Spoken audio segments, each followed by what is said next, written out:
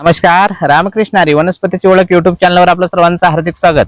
मित्रांनो, बंधू भगिनींनो, कसे आहात? सुखी असाल, आनंदी असाल, खुश असाल असे मी देवाजवळ प्रार्थना करून आजच्या व्हिडिओला सुरुवात करतो. आज मी तुम्हाला दाखवणार आहे एक वनस्पती. माणसाला जर पुरुषाला जर नपुसंकत्व आलेलं असेल तर पुरुषाचं नपुसंकत्व जाण्यासाठी त्याचं सेक्स पॉवर वाढवण्यासाठी, संतान प्राप्तीसाठी ह्या वनस्पतीचा एकदम जबरदस्त उपयोग होतो. तर ओळखून घ्या. बघा, ही जी वनस्पती आहे हिला भुईकोहळा असे म्हणतात. हिला काय म्हणतात? भुईकोहळा असे म्हणतात. तर हिचा आयुर्वेदिक औषधामध्ये आणि तांत्रिक याच्यामध्ये खूप उपयोग होतो. ही मातीमध्ये खणल्यानंतर असे कंद निघतात. बघा, हे कंद काय करायचे? हे काढायचे आहेत. हे भुईकोहळा हा कंद आहे. तर याचा मी तुम्हाला पाऊस पडल्यानंतर याचा वेल उतरेल. अजून याचा वेल उगवलेला नाही येते. तर ज्या वेळेस पाऊस पडेल त्यावेळेस याचे वेल येतील.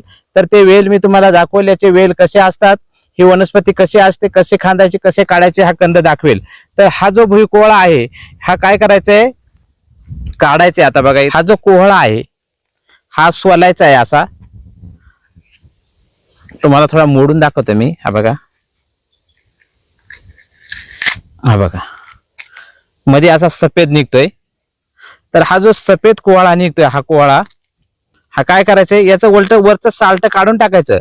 स्वच्छ धुवायचं, वरचं साल्ट काढून टाकायचं आणि हा खाऊ शकता तुम्ही. असा थोडा कडसर लागतोय आणि गोड असा हा लागतोय. हा जर म्हशीच्या दुधामध्ये याची पेस्ट 1 चमच्यावर पेस्ट करायची. 1 चमच्यावर पेस्ट करून म्हशीच्या दुधामधून जर घेतली तर नपुसंकत्व जाऊन पुरुषत्व प्राप्त होतंय पुरुषाला. आणि शक्तिवर्धक, टॉनिक, एनर्जी देणारं, शरीरामध्ये तरतरी आणि ताकद देणारी हा एक कंद आहे. हा तुम्ही खाऊ शकता. त्याचप्रमाणे कुणाला जर ताप असेल, लहान लेकराला असेल, मोठ्याला असेल, ताप असेल, तर हा कोहळा थोडासा खायचा आहे आणि याचा रस लहान लेकराच्या अंगाला चोळायचा आहे. ताप पूर्णपणे उतरून जातो हा कोहळा. तर हा शक्तिवर्धक, टॉनिक, एनर्जी असा याचा चांगल्या प्रकारे उपयोग होतो. तर तुम्ही याचा उपयोग करू शकता, खाऊ शकता आपण. बघा,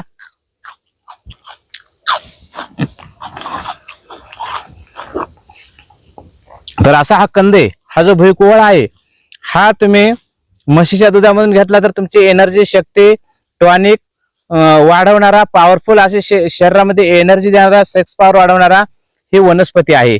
तर याचा उपयोग तुम्ही करू शकता. ताप असेल, सगळेच आजार शक्यतो बरे करतो. तर याचा ज्यूस करून घेऊ शकता.